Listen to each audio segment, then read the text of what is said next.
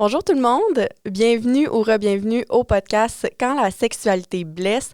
Dans l'épisode d'aujourd'hui, on va encore parler de pornographie. En fait, on avait envie de faire suite à l'épisode 2 où j'avais invité des adolescents pour en parler. Je tiens d'ailleurs à les remercier encore une fois d'avoir accepté mon invitation et de s'être prêtés au jeu de cette façon-là.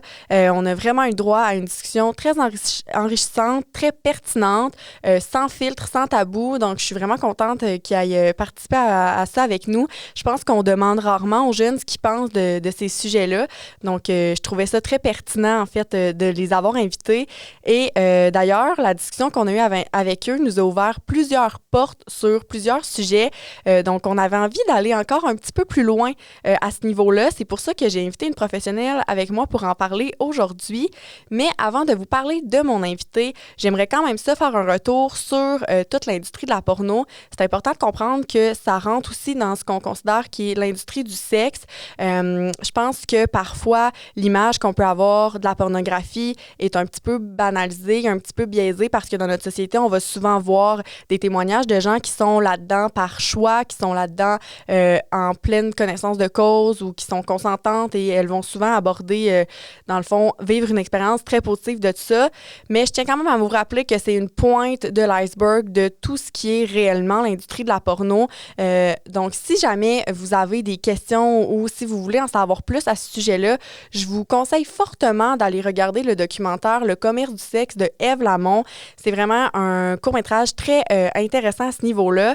Je pense que c'est intéressant d'avoir l'autre côté de la médaille aussi pour vous permettre d'en faire une analyse plus critique. Et aussi, je vous invite à nous écrire si jamais vous avez le goût de jaser, vous avez le goût d'avoir notre opinion, de mieux comprendre en fait les enjeux qui entourent toute cette industrie-là. On va être super ouverte de jaser de tout ça avec vous. Donc, je vous invite vraiment à le faire. En lien avec l'épisode d'aujourd'hui, j'ai reçu une sexologue avec moi, dans le fond, pour parler de la pornographie. On a parlé d'un paquet de trucs, là. Donc, on a fait du pouce un peu avec ce qu'on avait abordé dans l'épisode 2, mais on a décidé aussi d'aller plus loin. On a parlé de culture du viol, de pression sociale, d'anxiété de performance, de socialisation, bref, d'un paquet de trucs super intéressants. Donc, j'espère que vous allez apprécier cet épisode-là. Je vous rappelle que si vous voulez nous encourager, vous pouvez aller aimer nos pages sur les réseaux sociaux, donc Calax Abitibi sur Facebook et sur Instagram. Et vous pouvez aussi suivre le podcast Quand la sexualité blesse sur toutes les bonnes plateformes de balado, donc Médiaté Plus, Balado, Spotify, Apple, Google Podcast, bref, on est aussi disponible sur YouTube. Fait qu'hésitez pas à vous abonner à ces plateformes-là pour ne rien manquer. Et sinon, je vais vous souhaiter une bonne écoute.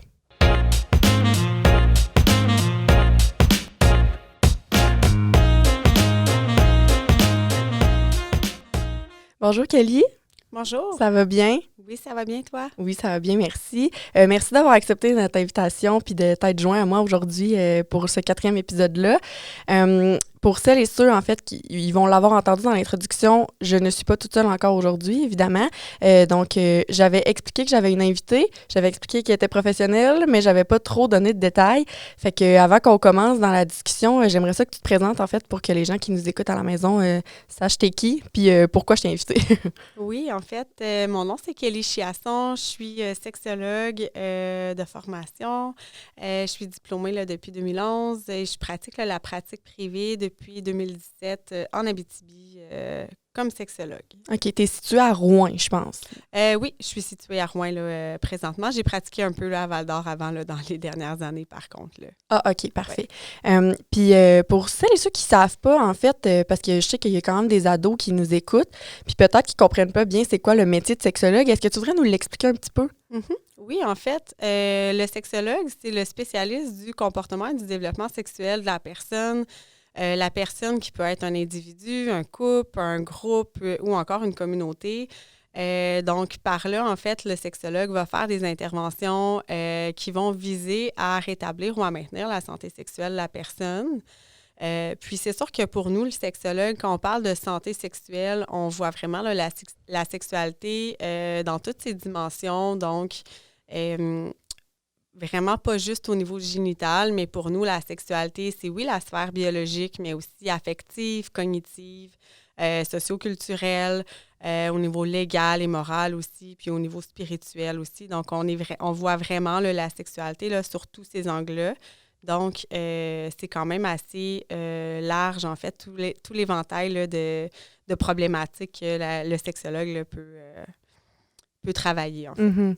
Puis là, quand je faisais mes recherches, je me rendais compte qu'il n'y en avait pas nécessairement beaucoup en Abitibi. Mhm. Fait que je me demandais, au niveau de la clientèle, est-ce que tu en as beaucoup? Est-ce que tu as beaucoup d'adolescents dans tes services? Ben, pour l'instant, pas beaucoup, je vous dirais. Donc, tu sais, j'avais cessé là, ma pratique pendant un certain temps. J'ai recommencé dernièrement. Donc, j'ai pas beaucoup de clientèle en ce moment, mais c'est sûr là, que, tu sais, je suis pas inquiète là, que mes services, pour l'instant, c'est parce qu'ils sont Mhm. pas beaucoup connus. Mais je sais qu'il y a beaucoup de besoins puis qu'il y a beaucoup de demandes pour toutes les tranches d'âge, en fait, là, au niveau Mhm. de la sexualité, là, puis que souvent, là, souvent, les sexologues sont quand même assez rapidement là, pleines là, au niveau de la clientèle. Là. Oui, Ouais. parce que des fois, nous, tu sais, en violence sexuelle, ça arrive qu'on fait des Mhm. références, puis c'est ça, je me rendais compte qu'il n'y en avait pas nécessairement beaucoup en Abitibi, là. Fait que je me disais probablement que ça doit rapidement se booker, ces places-là. Oui, c'est ça. Mhm. Puis là, tu dis que ça fait pas longtemps que tu as recommencé, mais tu avais déjà exercé par le Oui, passé, là. ouais. OK. Mhm. Puis avec ton expérience, est-ce que tu dirais qu'il y a plus de femmes que d'hommes qui vont chercher des services en sexologie? Ben, en fait, c'est sûr que oui, moi, ce que je vois, tu sais, j'ai plus de femmes qui vont venir seules. Les hommes qui viennent me voir, ils vont venir généralement plus souvent en couple que seuls. Euh, Ça arrive, par contre, que j'ai des hommes là, qui viennent me Mhm. consulter seuls, mais c'est sûr que c'est pas la majorité de ma clientèle. J'ai l'impression qu'ils sont peut-être encore un peu plus hésitants là, à consulter, là, surtout quand on parle au niveau des difficultés sexuelles. Mhm. Tu sais, de manière générale, on sait que les hommes vont avoir moins tendance à aller consulter. Puis j'ai l'impression que ça s'applique aussi là, au niveau là, de la sexologie. Là. Ouais, puis tu sais, on va en reparler tantôt, Mhm. mais on dirait que je peux faire un lien avec toute la pression de performance que ça peut peut-être être un peu, ben pas gênant, mais tu sais, l'orgueil, mettons, de Mhm. l'homme qui va être un peu plus intimidé d'aller chercher des services à ce niveau-là.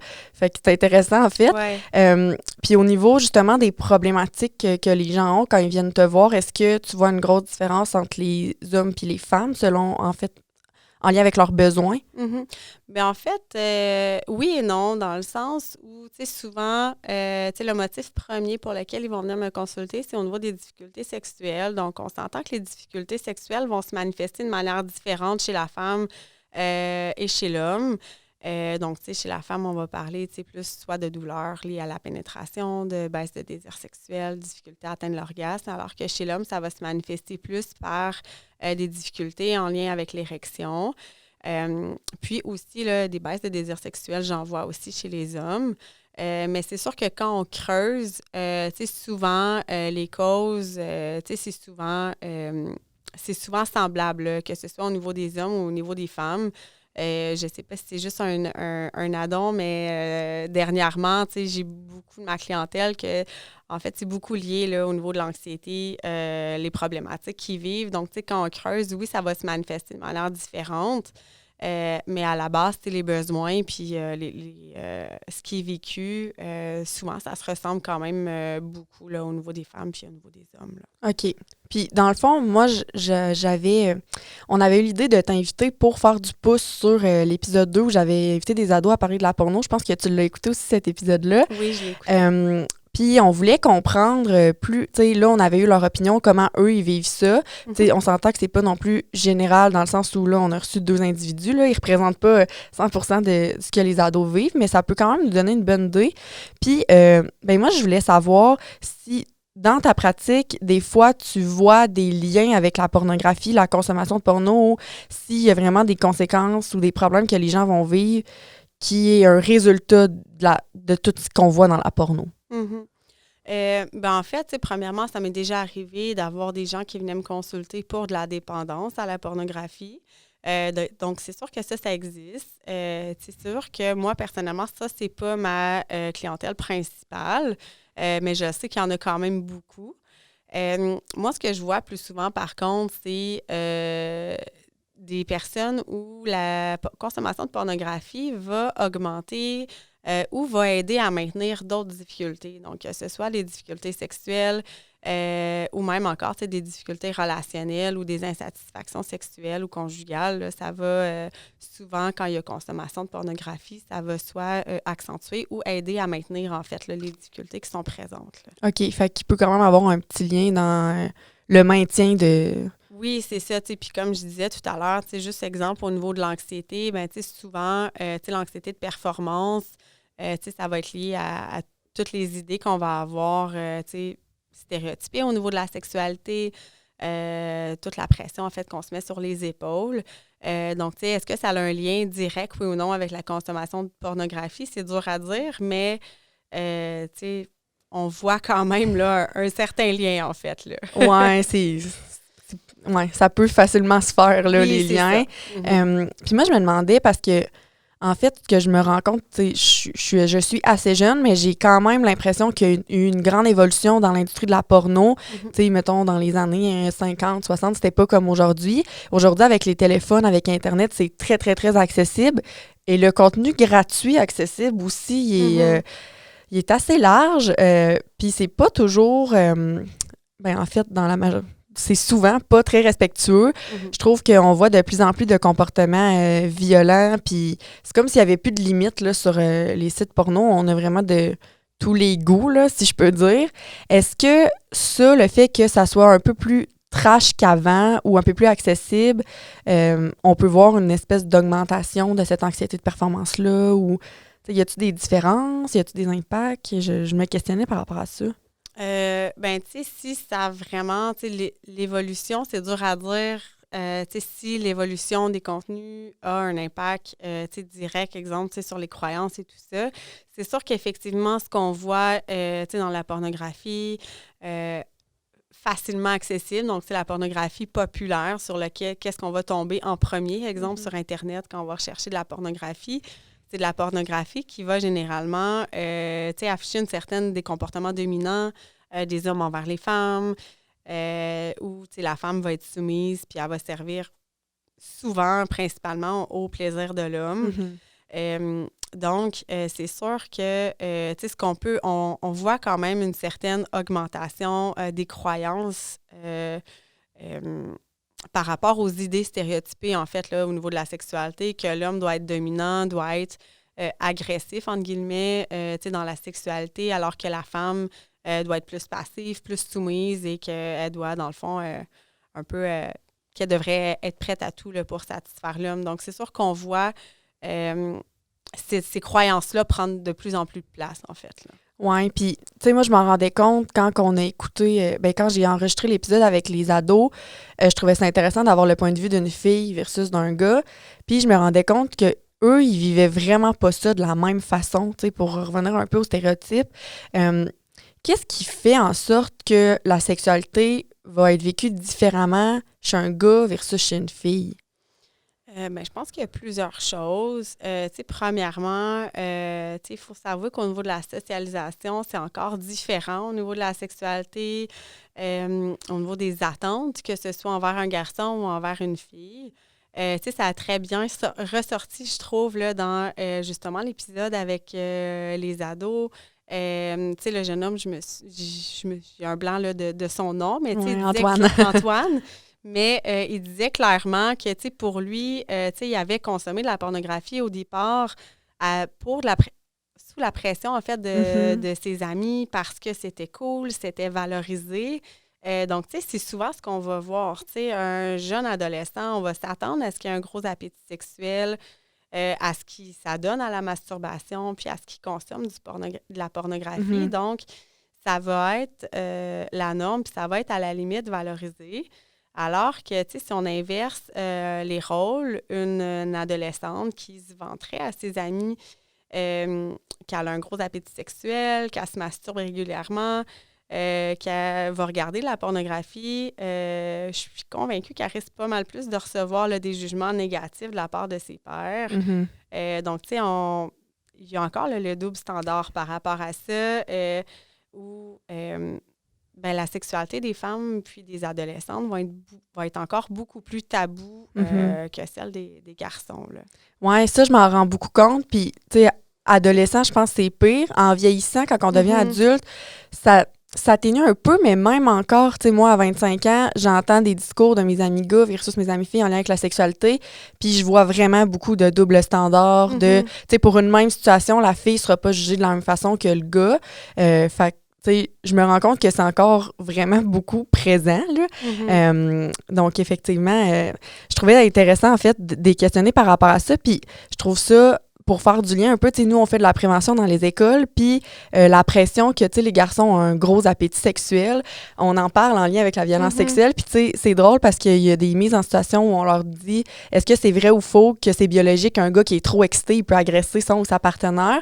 Puis la majorité du temps, ils répondent oui, puis ils sont comme, ben oui, tu sais, ils sont pleins d'hormones, tout le monde nous le dit tout le temps qu'on est plein d'hormones à cet âge-là, mais je suis comme, OK, mais là, t'es en train de me dire que tu pourrais en venir à agresser quelqu'un, tu sais, c'est gros, là. Ouais, mais là, tu sais, puis ils trouvent ça super nébuleux. Fait que là, je leur dis tout le temps, si, mettons, t'es dans ta chambre avec ton chum ou ta blonde, puis que t'as une relation sexuelle, puis que ta mère, elle rentre, qu'est-ce que tu fais? Puis là, j'arrête. Je dis, mais là, t'es excitée, t'es pas capable. OK, ouais, là, madame, je comprends ce que tu veux dire. Puis il faut le défaire parce qu'ils ont vraiment cette image-là, tu sais, que les gars, faut comme consommer. Puis on voyait que, tu sais, justement, Antoine, lui, à genre 8-9 ans, là, c'était accessible, c'était super banalisé, puis à la limite, c'était comme drôle entre gars. Puis la fille, on va se sentir un peu plus coupable. Fait que il y a vraiment, tu sais, on voit beaucoup la socialisation. Pour faire du pouce là-dessus, je pense aussi que la porno, en tout cas, j'ai l'impression que ça nourrit certains stéréotypes. T'en as parlé un peu au début, mais j'aimerais ça qu'on aille un peu plus loin là-dedans. Oui, bien, tu sais, justement, tu sais, ça a été démontré, tu sais, au niveau des études que, tu sais, au niveau de la culture du viol, en fait, tu sais, c'est sûr que c'est beaucoup présent dans la pornographie. Tu sais, l'histoire de, justement, tu sais, l'homme qui a un appétit sexuel qui a toujours envie, en fait, qui va juste vouloir ça, qui n'en aura jamais assez. Puis aussi, c'est le stéréotype de la femme qui va être prête à tout faire aussi pour satisfaire l'homme. Tu sais, c'est pas pour elle se satisfaire, mais pour faire plaisir à l'autre. Donc, tu sais, ça, c'est beaucoup des stéréotypes qui sont présents dans la pornographie et qu'on voit aussi un impact là, au niveau de ces stéréotypes-là dans la société aussi. Puis c'est sûr qu'il y a vraiment beaucoup d'autres stéréotypes qui sont présents là, dans la pornographie, que ce soit, si on pense juste aux diversités corporelles, donc c'est toujours les mêmes modèles de corps. Ça va être des jeunes hommes musclés, bien membrés. Souvent blancs. Souvent blancs, qui vont, aussi, si on regarde, au niveau des organes génitaux, c'est pas réaliste non plus, tant chez les hommes que chez les femmes.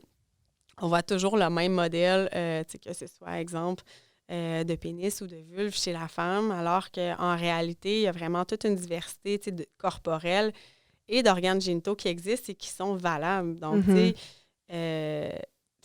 ça peut créer aussi beaucoup de pression, tant chez les hommes que chez les femmes qui vont avoir là, l'idée qui ne correspondent pas à ce qui devrait correspondre, en fait, au niveau à de ce la qu'ils pensent sexualité. qui devrait correspondre, ouais. Oui, c'est ça.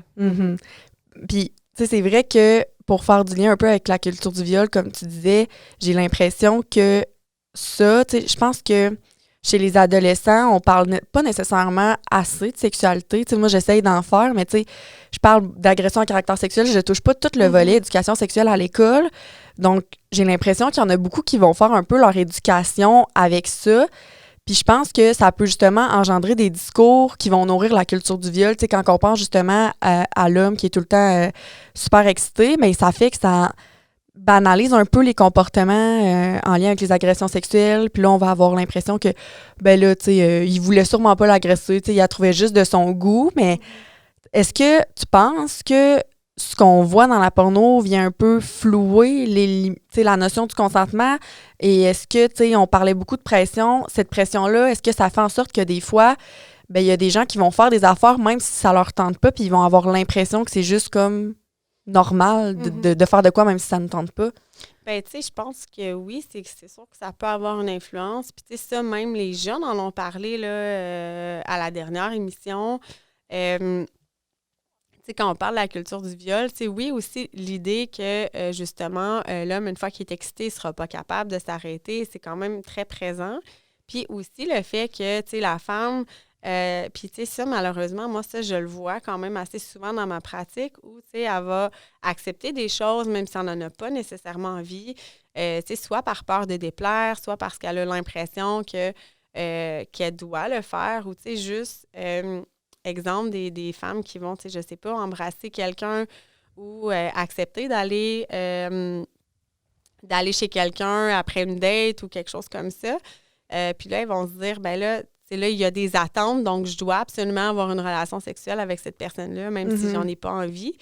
Donc, tu sais, puis elles vont le faire, puis, tu sais, ça va être banalisé, tu sais, beaucoup. Puis, même le fait de ressentir de la pression, tu sais, souvent, ce que je vois, c'est que, tu sais, soit l'homme va insister, donc là, la femme va finir par accepter. Donc, tu sais, c'est un consentement, oui, mais obtenu sous une pression. Donc, ça fait que c'est un consentement qui n'est pas valide. Mais, tu sais, c'est extrêmement banalisé, puis c'est pas... tu sais, ces personnes-là vont pas nécessairement avoir l'impression d'avoir vécu des agressions sexuelles à ce moment-là, mais, tu sais, il va quand même y avoir un certain malaise ou, tu sais, elles ne se sentiront pas bien avec ça, mais comprendra pas nécessairement pourquoi. Puis, tu sais, effectivement, tu sais, quand tu parlais de consentement, tu sais, si on revient à la pornographie, ben, en fait, c'est pratiquement jamais il y a de consentement là, dans la pornographie. Effectivement.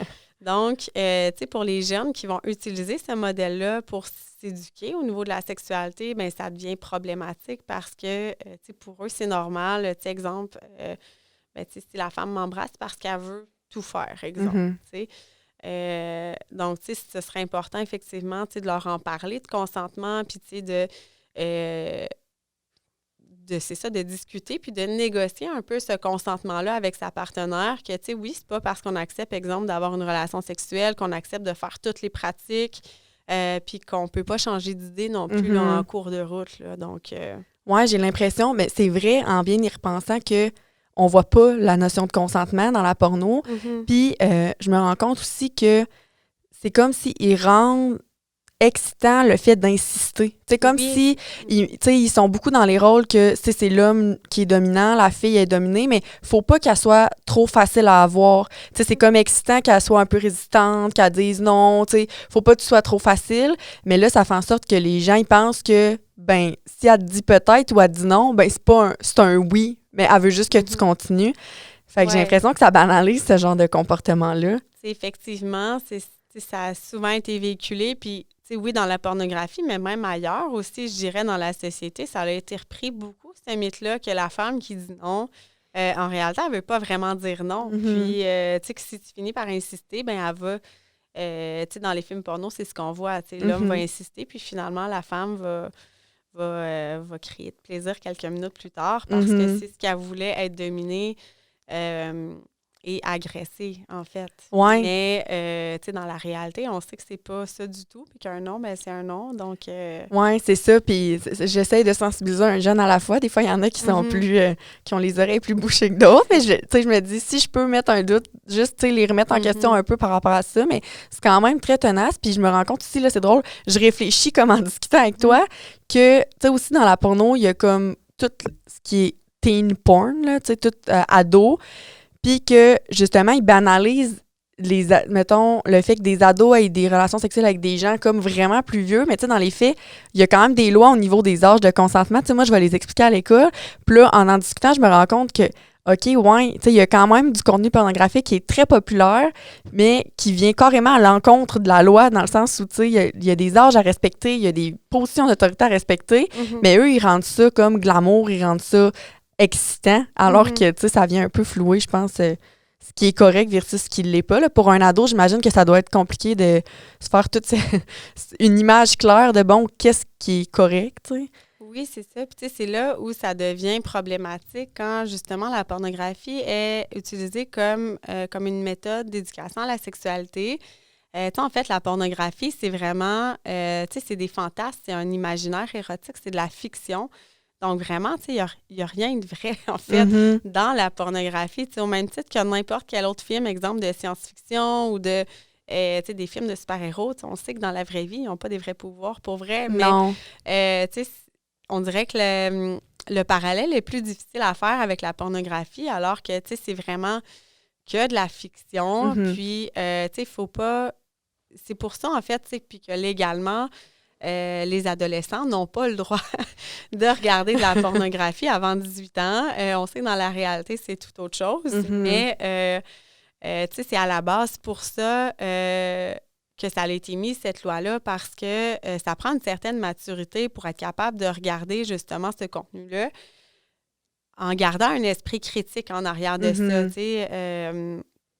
Puis, effectivement, tu sais, comme les adolescents sont en pleine découverte de leur sexualité, tu sais, d'avoir du contenu pornographique comme seul référent, bien, c'est là où ça devient problématique parce qu'ils vont, tu sais, développer leur imaginaire érotique en fonction de ce qu'ils vont voir, plutôt qu'en fonction de ce qui, tu sais, vraiment vont les allumer ou, tu sais, de prendre plus le temps, exemple, de se découvrir eux. Puis, tu sais, ça me fait penser, tu sais, quand tu disais justement, tu sais, la notion de teen porn, tu sais, ça peut effectivement, tu sais, banaliser là, la sexualité entre adolescents. Puis, tu sais, ce que les gens n'ont pas nécessairement conscience, ou en tout cas qu'on n'en parle pas souvent, c'est que la sexualité, c'est un apprentissage.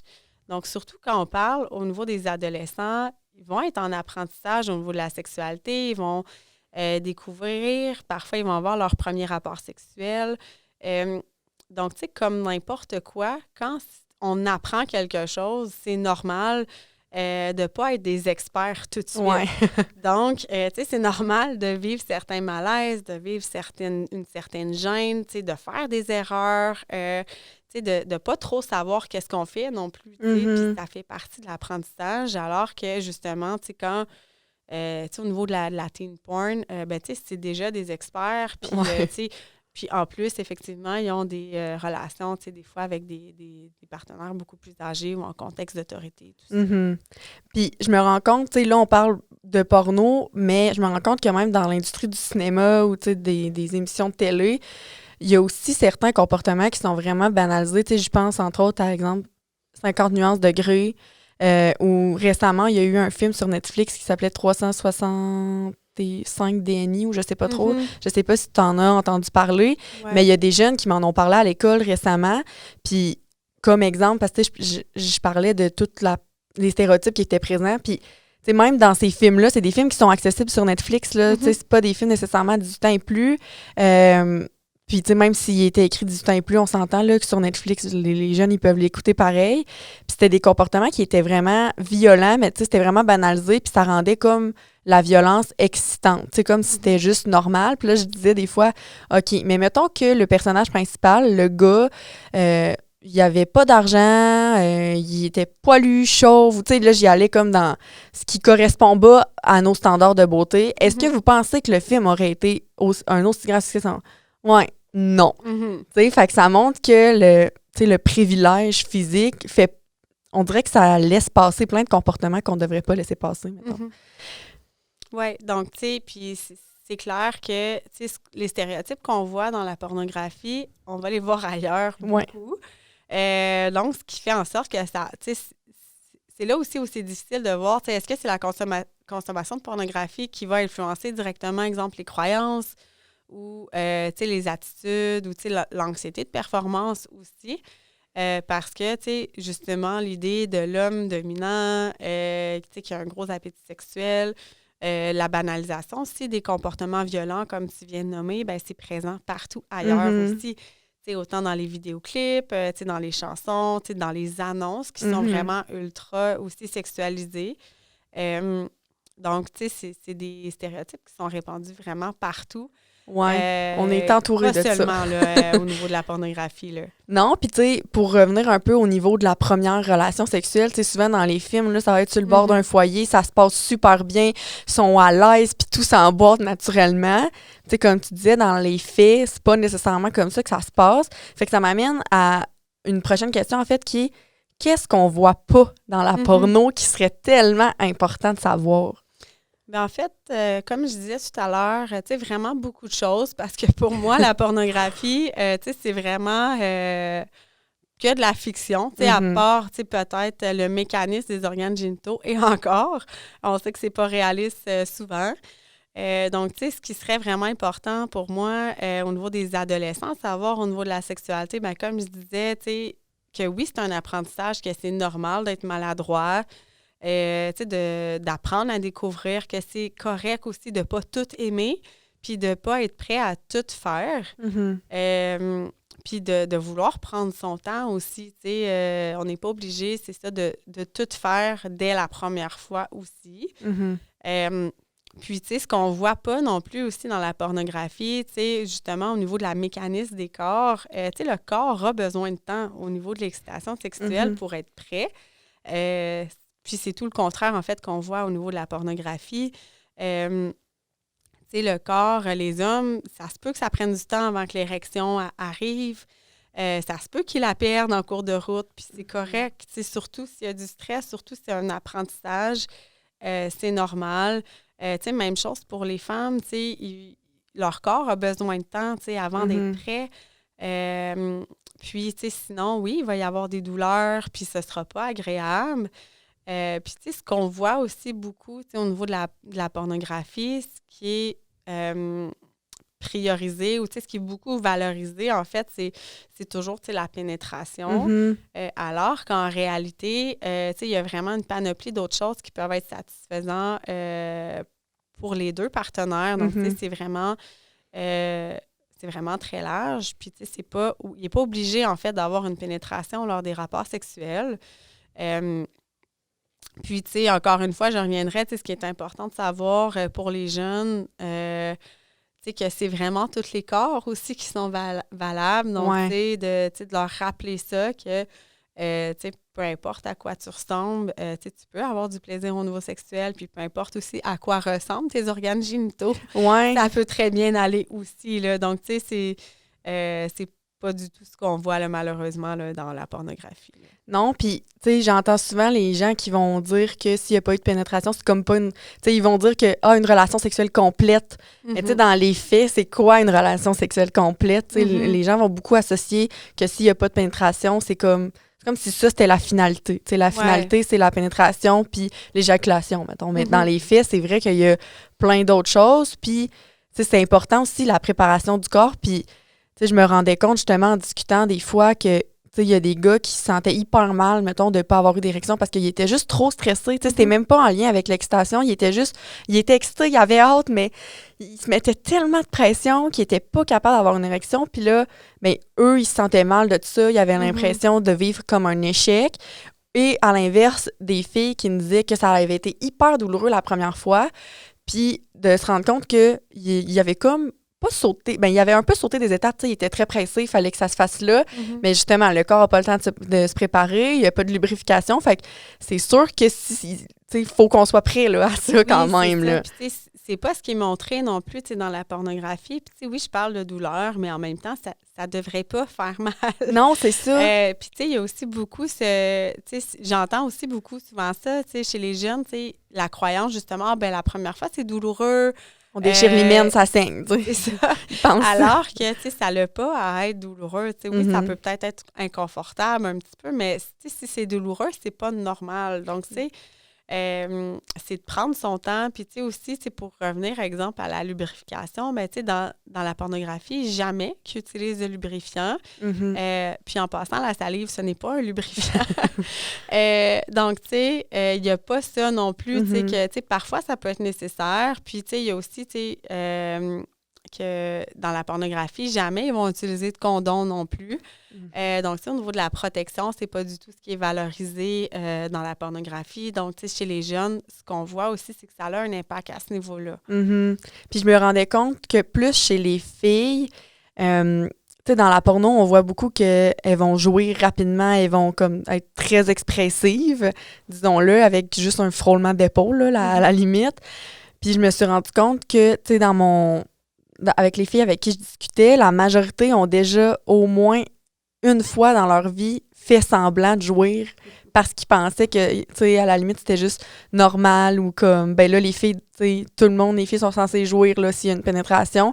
Fait que, comme, je me suis rendu compte que les filles, en tout cas, j'observais plus ça chez les filles que chez les gars, dans le sens où chez un garçon, ça peut être un peu plus, pas mécanique, mais, l'organe est peut-être moins complexe à gérer que que l'organe féminin, mais ouais, je voyais ça souvent. Ben, tu sais, en fait, c'est que, puis tu sais, pour en revenir, au début de la pornographie, tu sais, comment ça a commencé la pornographie, c'est que ça a été fait par des hommes pour satisfaire des hommes. Donc, tu sais, les comportements, tu sais, tout ce qu'on y voit, en fait, c'est vraiment axé sur la sexualité masculine. Tu sais, d'un point de vue biologique, tu sais, quand on parle juste de pénétration, bien, biologiquement, les femmes vont avoir beaucoup moins de plaisir que l'homme.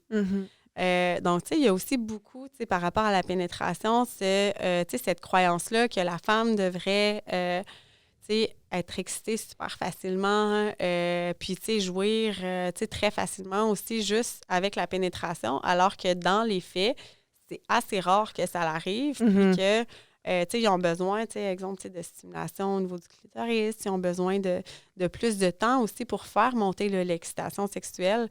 Il y a beaucoup de femmes, justement, qui vont ressentir cette pression-là de ne pas être normale, de ne pas être capable, tu sais, d'avoir autant de plaisir que dans les films pornographiques, justement. Oui, parce que dans les films, ça a l'air bien, bien facile, là, mais je me suis rendu compte aussi, en jasant avec, tu sais, justement, les jeunes, que des fois, ils frôlaient, ils parlaient plus d'érotisme que de pornographie, puis là, ça avait comme pas l'air super clair pour eux. Puis je pense qu'il y a quand même une différence à faire entre les deux. Fait que je sais pas si tu pouvais un peu nous éclairer là-dessus, parce que des fois, j'ai l'impression qu'il allait plus vers un que vers l'autre, mais il rentrait quand même ça dans de la porno, mettons. Mais en fait, quand on parle de pornographie, on parle vraiment de tout matériel, que ce soit visuel, audio, vidéo, qui va représenter en fait une activité sexuelle de manière explicite. Qui, en fait, va avoir pour but de susciter une excitation sexuelle. Donc, la pornographie, c'est vraiment juste une activité génitale, exemple en gros plan, qui va avoir pour effet là, de créer une excitation sexuelle chez les spectateurs. Alors que quand on parle d'érotisme, on parle de tout ce qui va entourer la rencontre sexuelle. Donc, tu sais, on va parler, oui, de génitalité, mais on va parler aussi, tu sais, de la relation avec l'autre, de respect, de consentement, de le partage de pouvoir, le plaisir, la satisfaction sexuelle, alors que dans la pornographie, on ne retrouve pas ça. Il n'y a aucune place pour la relation à l'autre, pour les notions de respect. C'est vraiment juste l'activité sexuelle qui est mise de l'avant, puis il n'y a rien d'autre. Fait que c'est comme très robotique. Oui, c'est ça. Pas C'est très très sentimental. réducteur, en fait. Il n'y a aucune place pour les sentiments, alors que quand on regarde au niveau de l'érotisme, on peut parler, exemple,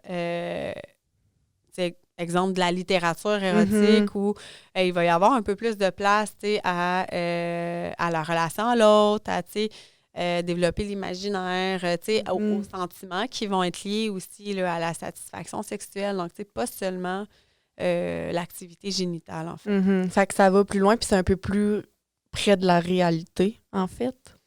Ça reste quand même, tu sais, ça reste quand même, ça dépend mettons. vraiment de, c'est sûr que si on parle de littérature érotique, ça reste de l'imaginaire érotique. Donc, dans le même titre où la pornographie va être très génitale, on peut parler, exemple, les comédies romantiques, ou là, ça va être un peu...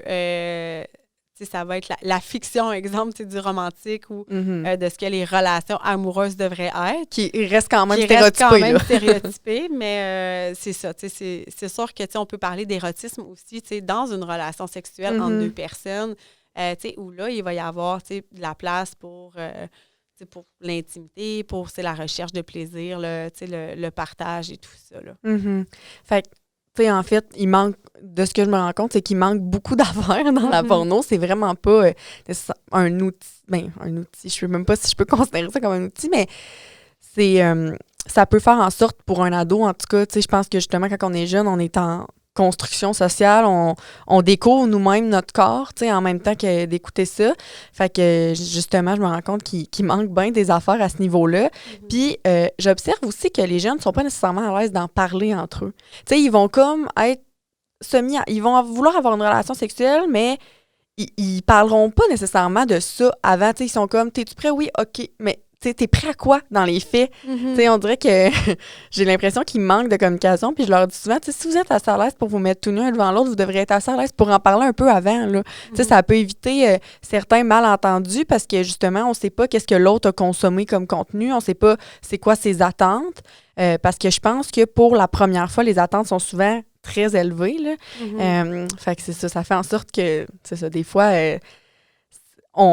pas les jeunes peuvent être déçus, mais tu sais, c'est pas ce à quoi ils s'attendaient. Tu sais, ils peuvent avoir des surprises à certains niveaux. Puis, tu sais, pour rester un peu dans la sensibilisation des jeunes, puis de continuer, tu sais, moi, j'essaie de leur en parler, mais on s'entend, là, je les vois une fois par année à l'école. Si, mettons, il y a des parents qui aimeraient parler de ça avec leurs jeunes, comment ils pourraient l'apporter, tu sais, sans tomber dans un discours culpabilisant, parce que moi, c'est pas mon but de les chicaner. Je veux avoir une discussion très ouverte avec eux. Fait que si jamais il y a des parents qui nous écoutent, y a-t-il une manière positive ou saine qui peuvent parler de tout ça avec leurs enfants? Ben oui, tu sais, en fait, dans un premier temps, je pense que j'aimerais quand même les rassurer dans le sens où, tu sais, on le sait que souvent, en fait, ça risque d'être une majorité qui vont au moins avoir déjà, en tout cas, consommé de la pornographie. Puis, tu sais, je veux les rassurer dans le sens où, tu sais, c'est vraiment pas tous les jeunes qui vont consommer de la pornographie qui vont vivre les impacts négatifs qui sont liés à ça. Je pense qu'il y a beaucoup aussi de facteurs qui vont entrer en ligne de compte. Tu sais, comme je disais tout à l'heure, là où on voit le plus d'impact négatif, c'est quand il y a vraiment juste la pornographie qui va agir comme modèle d'éducation à la sexualité. Puis c'est sûr qu'on peut voir quand il y a abus et tout ça là, de pornographie. Mais bref, pour revenir aux parents, moi, d'abord, en fait, je leur dirais de ne pas s'affoler si jamais, exemple, ils se rendent compte que leur adolescent consomme de la pornographie. Moi, je les inviterais juste à ouvrir le discours avec eux, à leur demander ce qu'ils ont vu, qu'est-ce qu'ils en pensent, quel message ça l'envoie, en fait, ce qu'ils ont vu, en fait, sur Internet. Est-ce que c'est représentatif de la réalité? Moi, je les inviterais, en fait, à les questionner sur comment ils perçoivent ça pour développer leur esprit critique par rapport à ce qu'ils voient, comme à tout ce qu'ils peuvent voir aussi dans la société. C'est un peu la même chose au niveau de la pornographie. En tant que telle, c'est pas nécessairement mauvais, c'est juste de réussir à prendre une certaine distance par rapport à ce qu'on voit. Puis, sinon, ils peuvent aussi ouvrir le discours, comme je disais tout à l'heure, s'ils sont vraiment mal à l'aise de parler de pornographie, ils peuvent aussi essayer d'introduire ce discours-là via des vidéoclips ou des contenus quand même qui vont être très sexualisés, qui sont plus accessibles puis peut-être un peu moins confrontants. Puis sinon, c'est sûr que de répondre à leurs questions quand ils viennent en essayant de ne pas les culpabiliser, en essayant de leur montrer c'est quoi une sexualité saine et égalitaire. On peut aussi là, les référer à des sites d'information qui sont faites pour les jeunes, qui vont pouvoir leur offrir justement là, plus d'informations, que ce soit des sites Internet ou encore des livres. Il y a quand même une panoplie là, de beaux outils quand même qui sont faits là, aujourd'hui. On est chanceux pour ça. Puis des fois, on sait que même si le parent est ouvert, des fois l'adolescent ne sera peut-être pas nécessairement à l'aise d'aller parler de ça avec ses parents. Mais tu sais, juste d'ouvrir la porte, puis tu sais, de laisser la porte ouverte, en fait, puis de leur dire, tu sais, si jamais tu vois des choses aussi avec lesquelles tu n'es pas à l'aise sur Internet, parce que, tu sais, souvent, ce qui ressort, c'est que les premiers contacts des jeunes avec la pornographie vont se faire de manière accidentelle aussi. Un pop-up de publicité, là, ouais. Donc, tu sais, ça se peut que, tu sais, si les enfants sont très jeunes, ça se peut que ça crée un certain malaise, ou tu sais, qui comprennent pas trop, tu sais, qu'est-ce qu'ils ont vu. Donc, tu sais, juste d'ouvrir la porte, tu sais, pour, tu sais, si tu vois quelque chose que tu n'es pas à l'aise ou que tu te poses des questions, n'hésite pas à venir m'en parler puis de répondre aux questions quand ils viennent. Puis c'est ça, tu sais, je dirais vraiment, tu sais, de leur apprendre à développer leur esprit critique par rapport à ça, comme à tout ce qui se passe, en fait, là, dans la société. Là.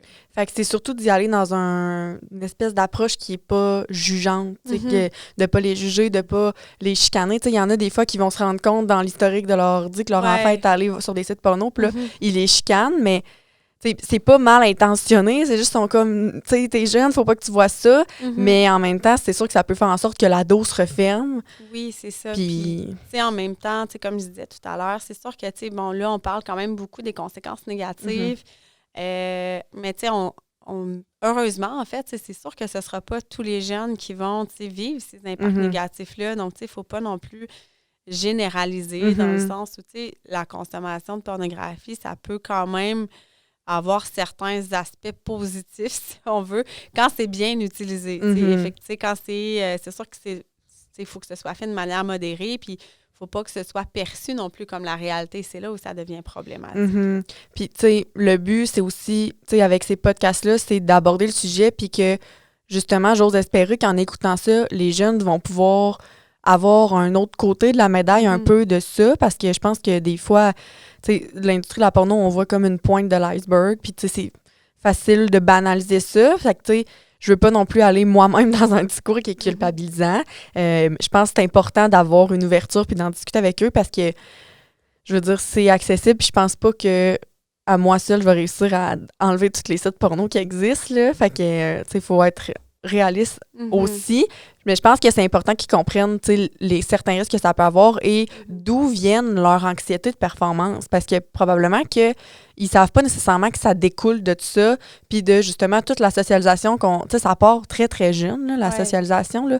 Je veux dire, on est enfant, puis on est déjà socialisé, là. Fait que d'au moins leur permettre de comprendre. Puis tu parlais tantôt d'outils, de sites. Est-ce que tu en as à nous recommander? Est-ce qu'il y a des capsules en particulier? Ben, tu sais, oui, tu sais, c'est sûr. Exemple, c'est comme livre. Tu sais, il y a encore, tu sais, le livre, tu sais, Full Sexuel, qui date un peu quand même, mais qui est quand même très bien fait aussi pour les ados. Il y a des nouveaux, il y a un dictionnaire tout nu, que ça s'appelle, le guide de sexualité bienveillante, qui est vraiment super bien fait, qui est fait spécialement pour les ados, qui va répondre vraiment là, à beaucoup, beaucoup de questions qui peuvent se questionner là-dessus. Tu sais, sur Internet, tu sais, il y a le site de Tel Jeune, de Jeunesse J'écoute, qui va avoir des bonnes sections au niveau de la sexualité. Il y a un site Internet aussi, Sexualité et Influence, qui offre aussi quand même beaucoup de contenu là, intéressant pour les jeunes. Donc, c'est vraiment, là, il y a quand même beaucoup de choses là, qui s'est fait. Il faut juste chercher là, aux bons endroits là, pour avoir là, ces réponses. Là. Mais de plus en plus, il y a beaucoup d'outils gratuits, là, de ce que je comprends. Là. OK. Puis là, c'est sûr que tu viens de nous en dire un petit peu, mais pour terminer cette discussion-là, est-ce que tu as des conseils pour les ados, pour les aider à développer une sexualité saine, une sexualité égalitaire avec leur partenaire de plus que tu pourrais rajouter là, pour terminer la discussion? Bien, tu sais, spécifiquement aux ados, moi, ce que j'aimerais leur dire, tu sais, c'est vraiment, tu sais, premièrement, d'être à l'écoute de leur corps, tu sais, de voir comment eux se sentent, tu sais, qu'est-ce qu'ils peuvent faire pour, oui, respecter les autres, mais se respecter eux-mêmes aussi.